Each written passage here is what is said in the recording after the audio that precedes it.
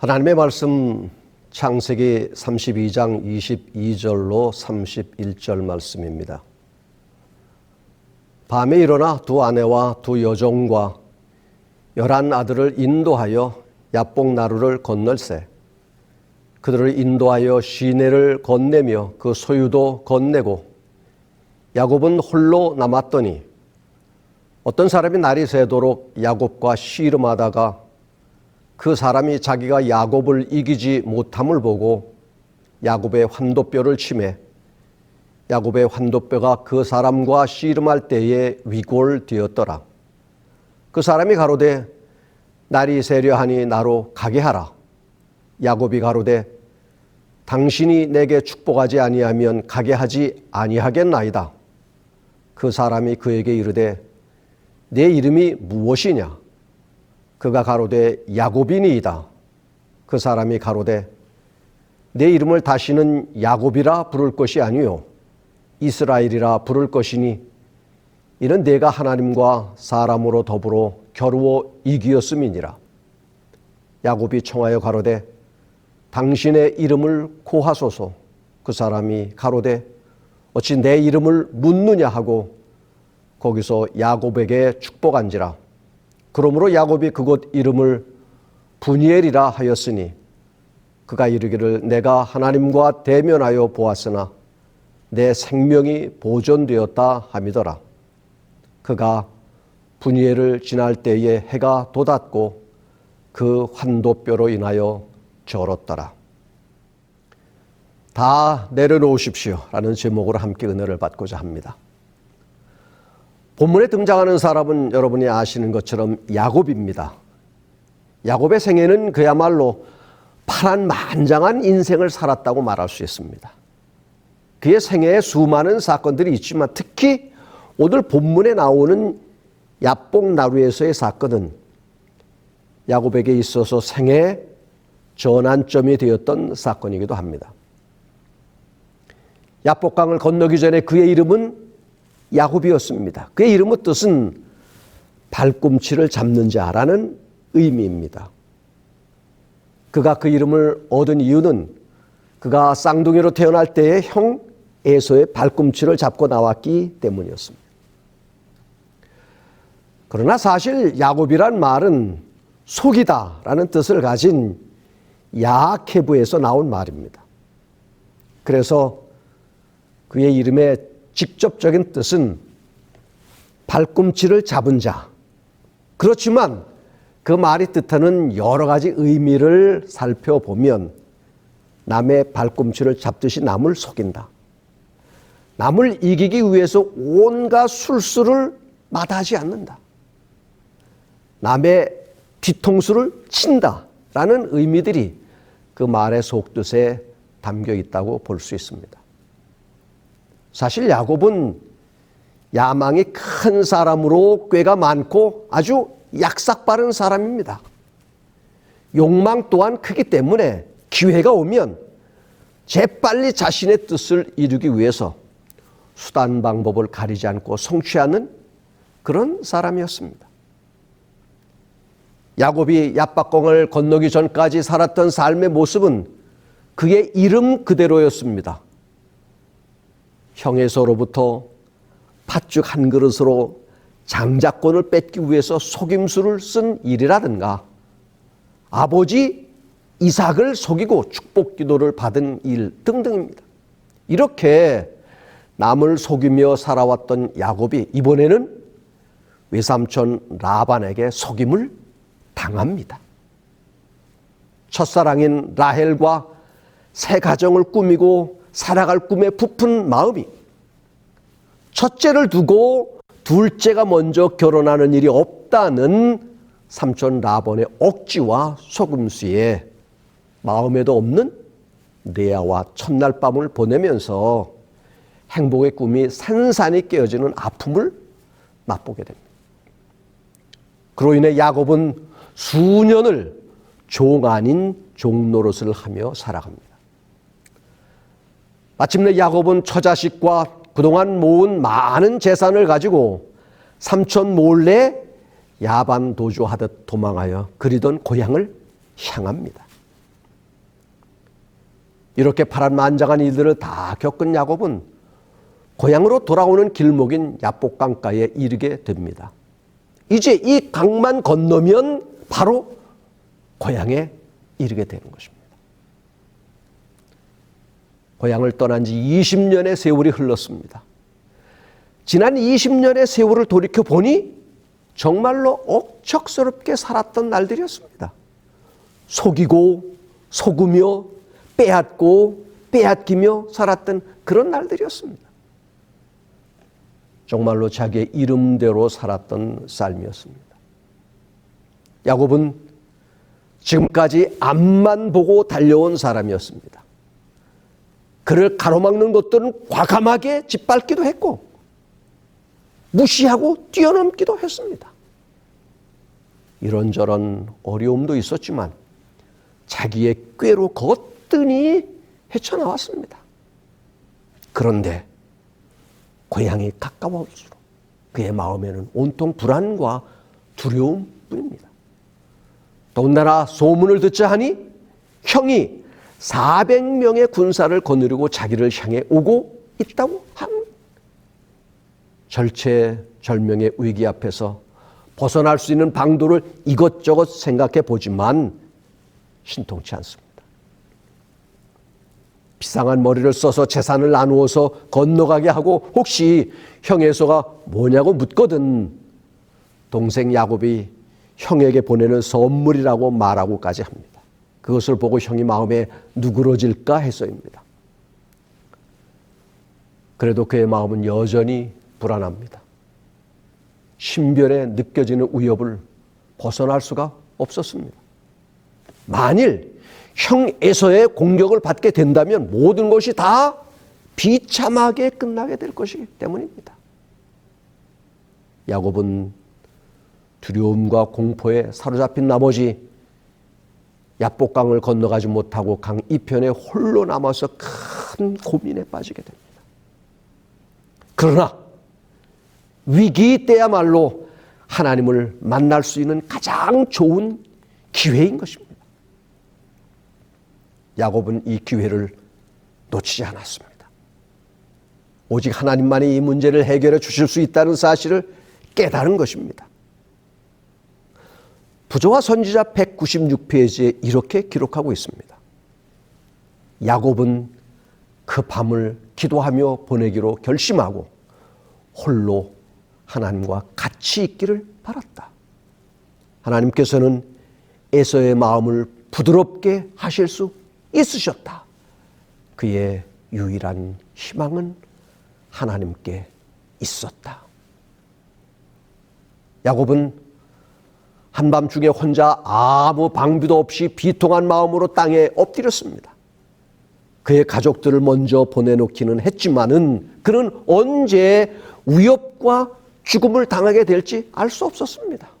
무엇보다도 그의 마음을 가장 아프게 한 것은 무죄한 가족들에게 이런 위기 상황을 몰고 온 것은 자기 자신의 죄 때문이라는 생각이 들었던 것입니다. 그는 진지한 탄원과 눈물로 하나님 앞에 기도했습니다. 그때 갑자기 거센 손이 그를 붙잡았습니다. 그는 원수가 자기를 죽이려 하는 줄로 생각하고 공격자의 손아귀에서 빠져나가기 위해 몸부림을 쳤습니다. 어둠 속에서 두 사람은 이기기 위해 서로 싸웠습니다. 야곱은 혼신의 힘을 다해서 싸웠습니다. 야곱은 자기의 생명을 위해 싸우는 동안 죄책감이 그의 영혼을 억눌렀으며 그의 죄가 되살아나 그를 하나님께로부터 떼어놓으려 했습니다. 그러나 하나님의 약속을 기억하고 전심으로 하나님의 자비를 간청했습니다. 투쟁은 동틀 때까지 계속됐는데 그때 그 사람이 야곱의 환도뼈를 치자 위골이 되어 절개되었습니다.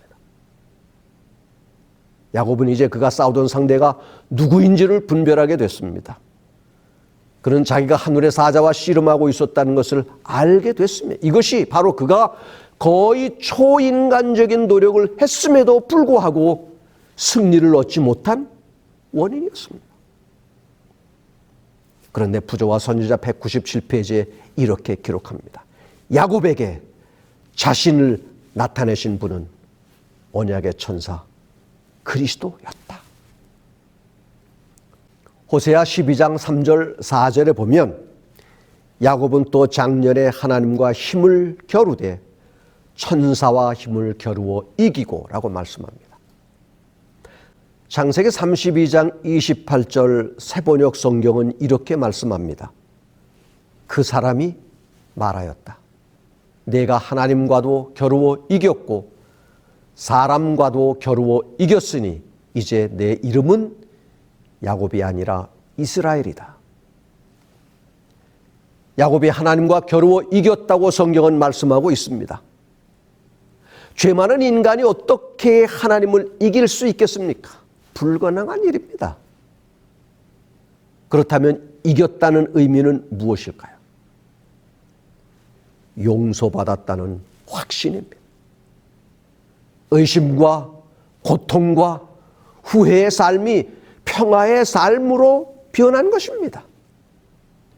자신의 무가치함을 고백하면서 언약을 지키시는 하나님의 신실하심을 믿는 믿음으로 하나님의 약속을 붙잡은 것입니다. 마침내 하나님과 화목하게 된 것입니다.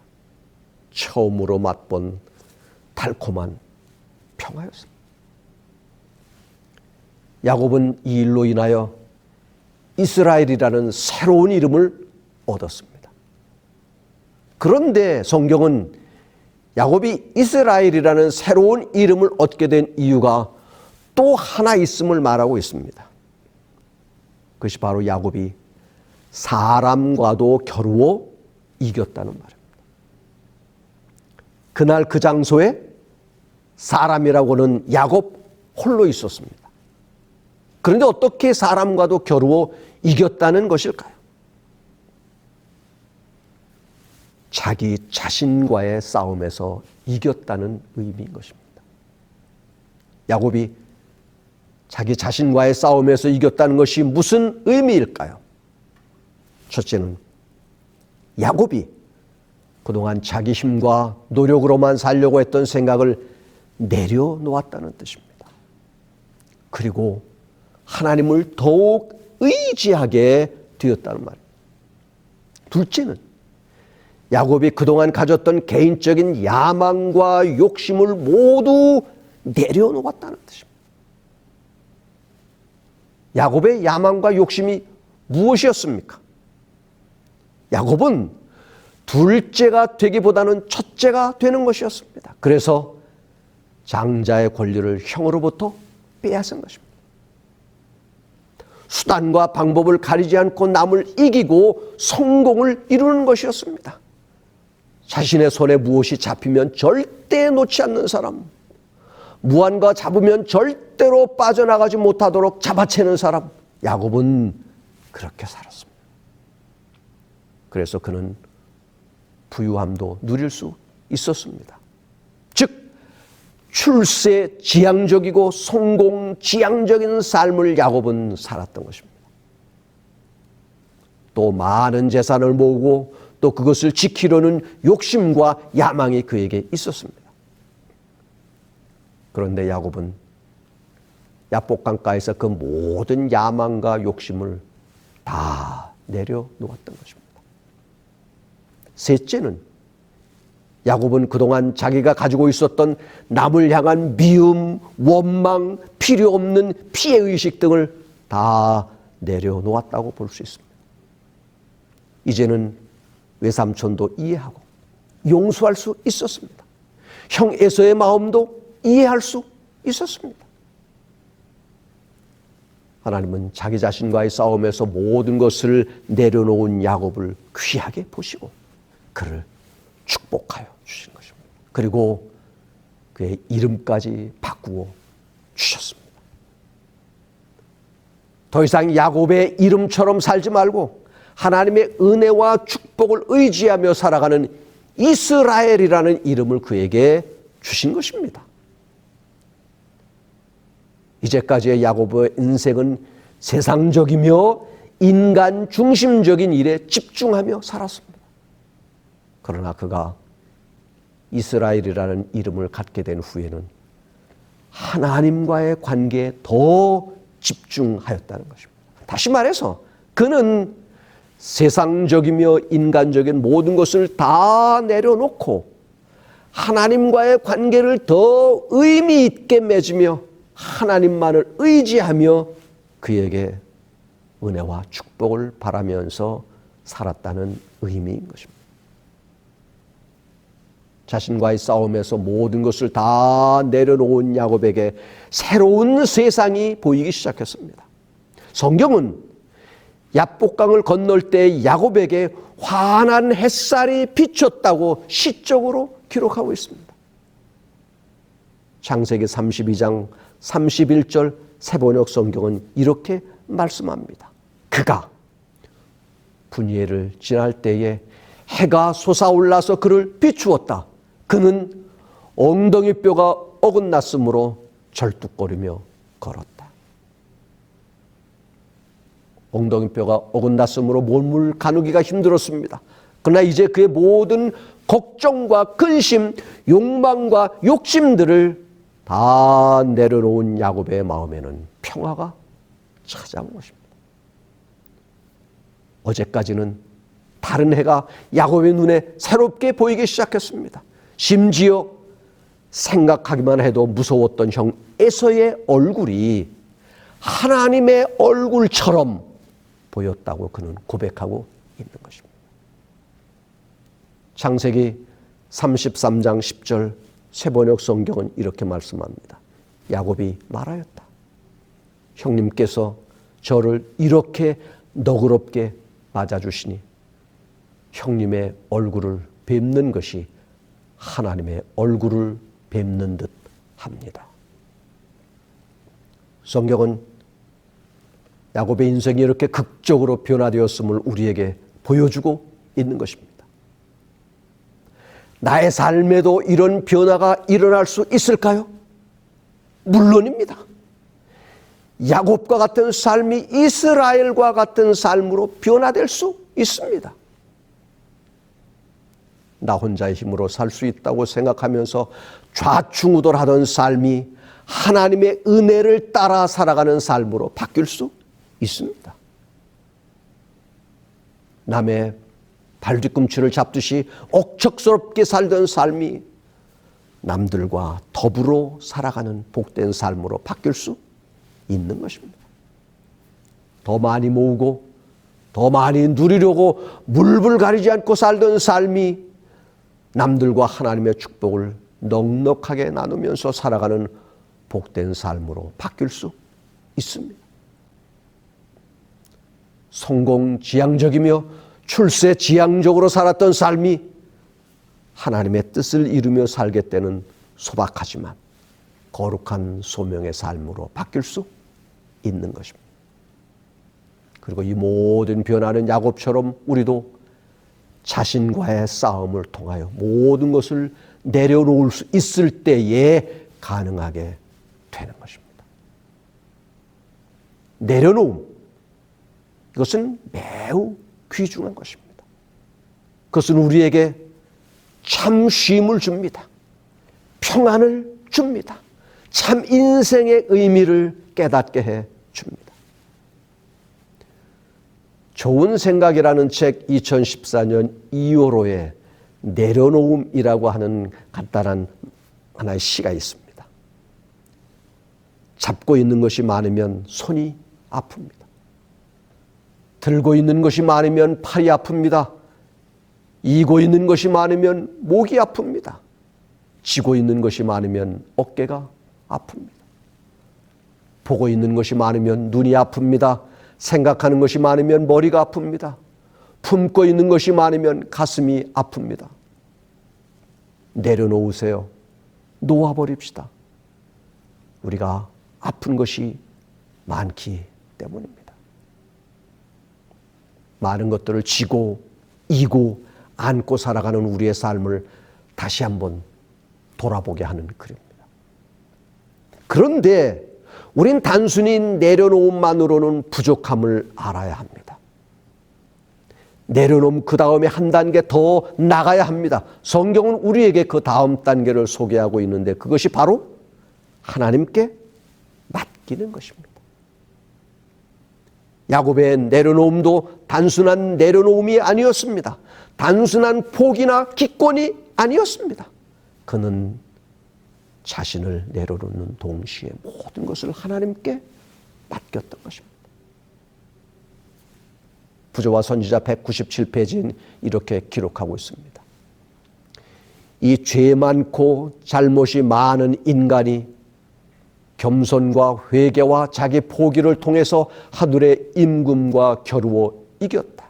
그는 하나님의 약속들을 떨리는 손으로 붙잡았으며 사랑이 무한하신 분께서는 이 죄인의 호소를 물리칠 수 없으셨다. 자신의 모든 것을 내려놓고 동시에 하나님께 모든 것을 맡기면 하나님께서 친히 도와주신다는 사실을 믿으시기를 바랍니다. 시편 37편 5절 너의 길을 여호와께 맡기라. 저를 의지하면 저가 이루시고, 다시 베드로전서 5장 7절 너희 염려를 다 주께 맡겨버리라. 이는 저가 너희를 권고하심이니라. 예수님은 우리에게 수고하고 무거운 짐진 자들아 다 내게로 오라고 초청하십니다. 우리의 수고하고 무거운 모든 짐들을 다 내려놓아야 합니다. 예수님께 맡겨야 하는 것입니다. 그러면 참 기쁨과 평안과 안식을 얻게 되는 것입니다. 참 자유를 누릴 수 있는 것입니다. 이것이 바로 성경이 우리에게 주는 약속인 것입니다. 사랑하는 성도 여러분, 지금 여러분은 무엇을 붙들고 무엇을 붙잡고 있습니까? 무엇을 내려놓지 못하고 여전히 그것 때문에 고민하고 염려하십니까?